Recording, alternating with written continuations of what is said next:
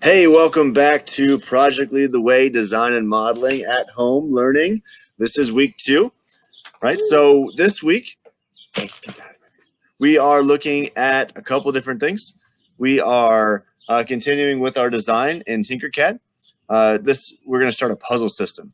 So I know we dealt a lot with puzzles this week, but this is something I have at home. It's an eraser puzzle, and then you can just see those instructions below in Moodle.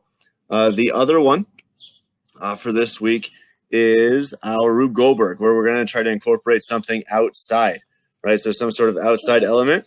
That's the challenge. There's more in the video and the written instructions and stuff.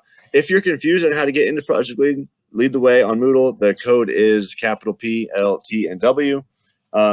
Good luck, and I hope to see some pretty cool submissions this week. And then we'll continue with our puzzle system next week in week 3. Have a good week.